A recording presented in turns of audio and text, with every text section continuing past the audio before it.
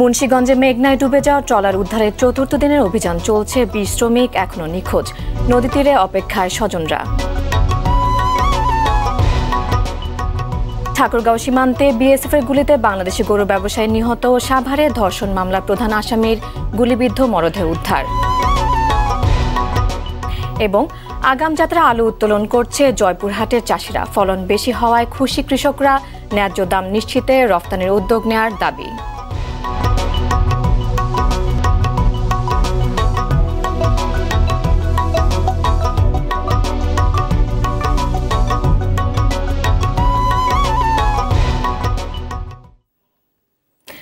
আসসালামু আলাইকুম, স্বাগত জানাচ্ছি আরটিভির জেলার সংবাদে। শুনছিলেন শিরোনাম, পুরো সংবাদ আপনাদের সঙ্গে আছে আমি নীরা ফেরদৌস।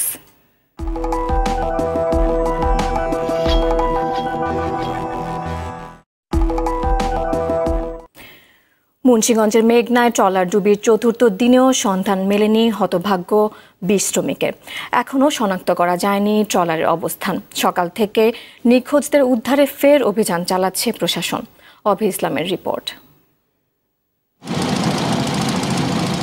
নদীর গভীরতা, স্রোত আর শীতের সঙ্গে যুদ্ধ করেই ডুবে যাওয়া ট্রলারে যাত্রীদের সন্ধানে মেঘনায় দিনরাত চলছে অভিযান। শুক্রবার সকাল থেকেই নৌবাহিনীর সাইট স্ক্যানার, সোনার ও হাইড্রোগ্রাফিক সার্ভের মাধ্যমে পানির নিচে ট্রলারের অবস্থান শনাক্তের কাজ চলছে। আর যাত্রীদের জীবিত উদ্ধারের সম্ভাবনা না থাকলেও নিজেদের সবটুকু উজাড় করে দিচ্ছেন ডুবুরিরা। এদিকে প্রিয় মানুষদের মৃতদেহ অন্তত বুঝে পাবেন এই আশায় মেঘনার তীরে অপেক্ষায় আছেন স্বজনরা। সবার কাছে আমার একটাই অনুরোধ যে আমাদের এই লাশটা আমাদের উদ্ধার করে দিবে এবং এই কোম্পানির বিরুদ্ধে আইনগত ব্যবস্থা নেওয়া হয়। এদিকে অনুসন্ধানের চতুর্থ দিনে এসেও হাল ছাড়তে নারাজ প্রশাসন। আমরা একটা সিদ্ধান্তে আসবো যে আমাদের BIWT expert as well as fire service এবং নেভির টিম তারা কি বলে তাদের কাছ থেকে বক্তব্য শুনবো। তবে তারা সকাল থেকে আমাকে যেটা বলছে তারা আশাবাদী এখন পর্যন্ত। গেল বুধবার ভোরে ৩৪ জন শ্রমিক নিয়ে মেঘনায় ডুবে যায় মাটিবাহী ট্রলারটি। এ সময় ১৪ জন শ্রমিক সাঁতরে তীরে উঠতে পারলেও বাকিদের সন্ধান পাওয়া যায়নি। অভি ইসলাম, টিভি। মুন্সিগঞ্জের চর ঝাপটায় রয়েছেন সহকর্মী শেখ মোহাম্মদ শিমুল। উদ্ধার অভিযানের খবর জানাতে টেলিফোনে যোগ দিচ্ছেন তিনি। শিমুল, উদ্ধার অভিযানের সবশেষ খবর আমাদের জানান। জি নীরা, আমরা জানিয়েছি যে মুন্সিগঞ্জের মেঘনা নদীতে মাটি ট্রলার ডুবির ঘটনায় আজ শুক্রবার সকাল ৮টা থেকে তৃতীয় দিনের মতো উদ্ধার অভিযান শুরু হয়েছে। এর মধ্যে বিএডব্লিউটি যে উদ্ধারকারী জাহাজ প্রত্যয় ও নৌবাহিনীর একটি বিশেষ টিম ঘটনাস্থলে আছেন, যে তারা চালিয়ে যাচ্ছেন সে অভিযান। এর মধ্যে তারা আজকে সকাল থেকে এই পর্যন্ত কোনো রকম আপনার ডুবে যাওয়া ট্রলারের সন্ধান পাওয়া যায়নি। তবে গজারিয়া, কালীপুরা ও মুন্সিগঞ্জের চর ঝাপটা সহ মেঘনা নদীর মোহনার প্রায় ২ কিলোমিটার সার্চিং যে এরিয়া নির্ধারণ করা হয়েছে, এর মধ্যে প্রায় অর্ধেক সার্চের কাজ সম্পূর্ণ হয়েছে। বিকালের মধ্যে বাকি অর্ধেক হওয়ার সম্ভাবনা রয়েছে। এর মধ্যে নৌ দপ্তরের পক্ষ থেকে ও জেলা প্রশাসনের পক্ষ থেকে 2টি তদন্ত কমিটি গঠন করা হয়েছে এবং আমাদের বাজার নির্বাহী কর্মকর্তা হাসান সারি জানান, তিনি বলেন যে আপনার আজকে সন্ধ্যার মধ্যে যদি কোনো খোঁজখবর পাওয়া না যায় তাহলে বিএডব্লিউটি ও নৌবাহিনী এবং ফায়ার সার্ভিসের মধ্য দিয়ে একটা বৈঠকের মধ্য দিয়ে তারা সিদ্ধান্ত নিবে যে পরবর্তী কি করা যাবে। আর এর মধ্যে নিখোঁজ 20 জনেরও কোনো রকম আমরা খোঁজ পাইনি এখনো পর্যন্ত। এই ছিল আমার সর্বশেষ সংবাদ। নিরাজ। শিমুল, আপনাকে অসংখ্য ধন্যবাদ। দর্শক, মুন্সিগঞ্জ থেকে জানাচ্ছিলেন শেখ মোহাম্মদ শিমুল। চলে যাচ্ছি পরের সংবাদে। স্বচ্ছতার মধ্য দিয়ে সারা দেশে শিক্ষক নিয়োগ করা হবে বলে জানিয়েছেন শিক্ষামন্ত্রী ডাক্তার দীপুমণি। দুপুরে চাঁদপুরের হাইমচর বালক সরকারি উচ্চ বিদ্যালয়ের 50 বছর পূর্তি ও পুনর্মিলনী অনুষ্ঠানে তিনি বলেন, শিক্ষা প্রতিষ্ঠানগুলোতে শিক্ষক সংকট রয়েছে। বঙ্গবন্ধু কন্যা প্রধানমন্ত্রী শেখ হাসিনা নেতৃত্বাধীন সরকার বিগত দিনে স্বচ্ছতার মধ্য দিয়ে শিক্ষক নিয়োগ করেছেন। বর্তমান এবং আগামীতেও স্বচ্ছতার মধ্য দিয়ে শিক্ষক নিয়োগ হবে। সরকার গত 10 বছরে সারা দেশের শিক্ষা প্রতিষ্ঠানগুলোর ব্যাপক অবকাঠামোগত উন্নয়ন করেছে বলেও জানান মন্ত্রী। সব কাজই হবে স্বচ্ছতার মধ্য দিয়ে। কাজে শিক্ষক নিয়োগের যে বিষয়টি, সেখানেও সম্পূর্ণ রকম স্বচ্ছতার মধ্য দিয়েই আমাদের এই প্রক্রিয়াটি সম্পন্ন হয় এবং আগামী দিনেও তা হবে ইনশাআল্লাহ। ঠাকুরগাঁওয়ের রানীশঙ্কল উপজেলার ধর্মগড় সীমান্তে বিএসএফ এর গুলিতে মারা গেছে এক বাংলাদেশি। নিহত জাহাঙ্গীর আলম রাজু উপজেলার শাহানাবাদ গ্রামের বাসিন্দা। ভোরে সীমান্তের ৩৭৪ নম্বর পিলারের কাছে এই হত্যার ঘটনা ঘটে। বিজিবি জানায়, ভোরবেলায় গরু ব্যবসায়ী জাহাঙ্গীর সহ কয়েকজন ভারতীয় সীমানায় প্রবেশ করে। এ সময় ভারতের উত্তর দিনাজপুর জেলার শ্রীপুর ক্যাম্পের বিএসএফ সদস্যরা তাদের লক্ষ্য করে গুলি চালায়। এতে ঘটনাস্থলে জাহাঙ্গীর মারা যায়, বাকিরা পালিয়ে আসে।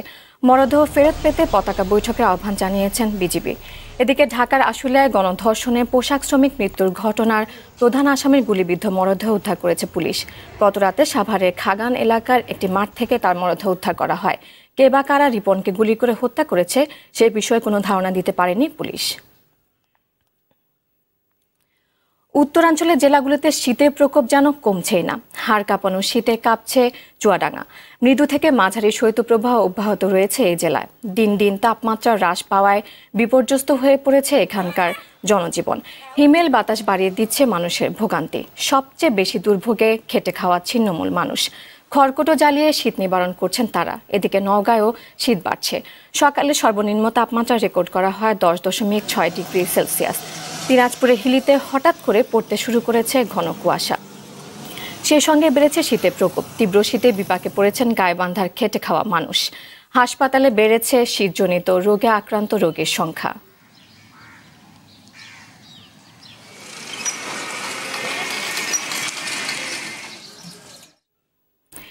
দেশের দ্বিতীয় বৃহত্তম আলু উৎপাদনকারী জেলা জয়পুরহাট। প্রায় 2 মাস বাকি থাকলেও এরই মধ্যে শুরু হয়েছে আগাম জাতের আলু উত্তোলন।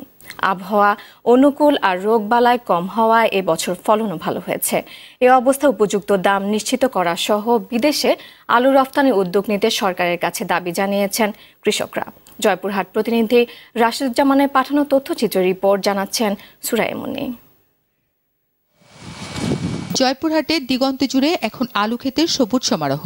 আবহাওয়া অনুকূলে আর ফলন ভালো হওয়ায় ব্যস্ত সময় পার করছেন আলু চাষিরা। এর মধ্যেই আগাম জাতের আলু ঘরে তোলার কাজ শুরু করেছেন অনেকেই। ভালো দাম পেয়ে আগাম আলু তোলার যেন উৎসব চলছে আলু ক্ষেতগুলোতে। বিঘা প্রতি 9 থেকে 10 হাজার টাকা খরচ করে উৎপাদিত হচ্ছে 45 থেকে 50 মণ আলু। ভালো জাতের আলুর ফলন আর বাজার দর ভালো থাকায় খুশি এখানকার কৃষকরা। বর্তমানে বাজার ভেদে মন প্রতি আলুর বাজার দর চলছে 500 থেকে 700 টাকা পর্যন্ত। আগুর আলুত মনে করেন যে কোনো রোগ বালাই হয় না এবং কোনো ওষুধপাতি লাগে না, খরচাপাতি কম। আর অন্যান্য আলু আছে, কিন্তু আমার এই আলুটা বেশ ভালো ফলন এবং আমি বেশ লাভবান হয়েছে আর কি। 640-50 টাকা বলতেছে, আর আমি 750 টাকা নিব। এদিকে ঢাকা, রাজশাহী, চট্টগ্রাম সহ দেশের বিভিন্ন অঞ্চলে আলু সরবরাহ করছেন ব্যবসায়ীরা। এবছর আলু বাজার একটু ভালো। আলু 600 টাকা এমন, সাদা আলু 500। এই আগাম আলু এবারে ভালো, গ্রসরা পার বিঘায় মিনিমাম 50,000 টাকার মতো আলু বিক্রি করে পাচ্ছে আর কি। চলতি বছর প্রায় 40 হেক্টর জমিতে আলু চাষ হয়েছে। এর মধ্যে আগাম জাতের আলু চাষ হয়েছে 2050 হেক্টর জমিতে। কৃষকরা ভালো দাম পাচ্ছে বলে জানান স্থানীয় কৃষি বিভাগের এই কর্মকর্তা। কৃষকরা দাম ভালো পাচ্ছে, আর ফলন প্রায় 45 থেকে 55 মণ প্রতি বিঘায়। আশা করি কৃষকরা আগাম আলুজাত করে তারা লাভবান হবে, তাদের আর্থসামাজিক উন্নতি করবে। আলুর বর্তমান বাজার মূল্য স্থিতিশীল রাখতে বিকল্প খাদ্য হিসেবে আলুর ব্যবহার বৃদ্ধির পাশাপাশি আলু রপ্তানির উপর জোর দাবি জানান কৃষকরা। সুরাইয়া মুন্নি, RTV। চাঁদপুরে কোস্টগার্ডের উদ্যোগে অসহায় ও দুস্থদের মাঝে শীত বস্ত্র এবং গরিব জেলেদের মাঝে লাইফ জ্যাকেট বিতরণ করা হয়েছে। গতকাল দুপুরে এই অনুষ্ঠানে 100 দুস্থদের মাঝে শীত বস্ত্র বিতরণ ও 40 জেলেকে লাইফ জ্যাকেট দেওয়া হয়। অনুষ্ঠানে প্রধান অতিথি ছিলেন কোস্টগার্ডের মহাপরিচালক রিয়ার অ্যাডমিরাল আওরঙ্গজেব চৌধুরী।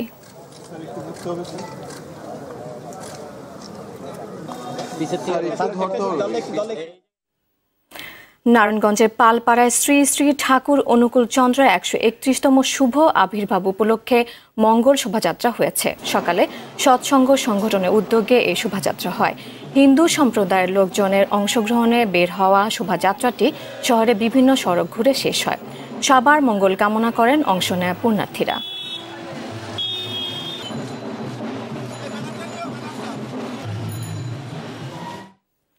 বেড়ে চলেছে চালের দাম। কোনো চিকন চালের দাম বেড়েছে কেজি প্রতি 2 থেকে 5 টাকা পর্যন্ত। খুচরা বিক্রেতারা বলছেন মিলারদের কারসাজির কারণেই বেড়েছে দাম। এদিকে খাসি, গরুর মাংস বেশি দামে বিক্রি হচ্ছে। মাছের বাজার স্থিতিশীল থাকলেও বেড়েছে বেশ কিছু সবজির দাম। এআর বাদলের রিপোর্ট।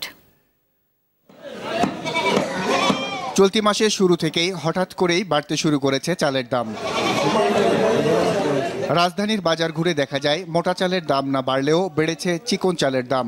খুচরা ব্যবসায়ীরা বলছেন মিলারদের কারসাজিতেই চালের বাজার ঊর্ধ্বমুখী। আগের দিন আমি কাটারি বুক কিনছি পাইকারি বাজারে 83 টাকা, এখন 87 টাকা চাইতেছে, তো ওইখানে 4 টাকা বাড়ছে, তো খুচরা বাজার আরো 2 টাকা বাড়বে। নিশ্চয়ই এখানে কিছু কারসাজি আছেই, কিছু কারসাজি না থাকলে এত বাড়তে পারে না। বিক্রেতারা নানা অজুহাতে দাম বাড়ায় এমন অভিযোগ করছেন এই ক্রেতা। 25 বস্তা 2900 টাকা, আবার দিকে 2400 টাকা। বাজার মনিটরিং নাই, এই জন্য তো সমস্যা। সরকারের কোনো নির্দিষ্ট কোনো ইয়া নাই, ওজন নাই, ইচ্ছে মতো দাম বাড়াচ্ছে আড়তদারেরা। এদিকে সরকারের বাজার মনিটরিং না থাকায় 750 টাকার খাসির মাংস বিক্রি হচ্ছে 800 টাকায়। 450 টাকার গরুর মাংসের দামও কেজিতে বেড়েছে 30 টাকা। খাসির মাংস 800 টাকা কেজি। খাসি সিটি কর্পোরেশন তো আমাদেরকে রেট দেওয়া হয়নি, এটা কাঁচামাল, তো যখন যে দাম সেই দাম আমরা বিক্রি করি। 17,000 18,000 টাকা মন কিনছি, এখন পরে 19,000 20,000 টাকা। গরুর থেকে মহিষের দাম বেশি আরো। মাছের দাম আগের মতো থাকলেও কমেছে পেঁয়াজ, আলু সহ বেশ কিছু নিত্যপণ্যের দাম। রসুনের দাম বেড়েছে কেজিতে 10 টাকা। চায়না রসুনটার দাম বাড়তি, দেশি রসুনটারও দাম বাড়তি। পেঁয়াজটি আপনার দেশি পেঁয়াজ বেচতে আছি 25 টাকা কেজি, গত সপ্তাহে বেচছি 30। গত সপ্তাহে শসা বাড়ছে কেজি 10 টাকা, তারপরে সিমে বাড়ছে 10 টাকা।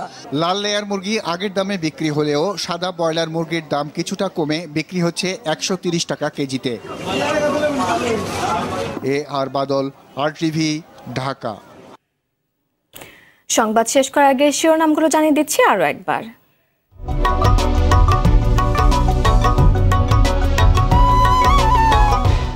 মুন্সিগঞ্জে মেঘনায় ডুবে যাওয়া ট্রলার উদ্ধারের 4র্থ দিনের অভিযান চলছে। 20 শ্রমিক এখনো নিখোঁজ, নদী তীরে অপেক্ষায় স্বজনরা। ঠাকুরগাঁও সীমান্তে বিএসএফ এর গুলিতে বাংলাদেশি গরু ব্যবসায়ী নিহত। সাভারে ধর্ষণ মামলা প্রধান আসামির গুলিবিদ্ধ মরদেহ উদ্ধার। এবং আগাম জাতের আলু উত্তোলন করছে জয়পুরহাটের চাষিরা। ফলন বেশি হওয়ায় খুশি কৃষকরা। ন্যায্য দাম নিশ্চিতে রফতানি উদ্যোগ নেয়ার দাবি।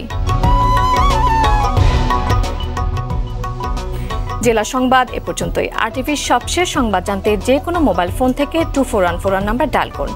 আর মোবাইল ফোনের সংবাদ দেখতে অ্যাপস গুগল প্লে বা উইন্ডোজ স্টোর থেকে ডাউনলোড করুন আরটিভি অ্যাপস।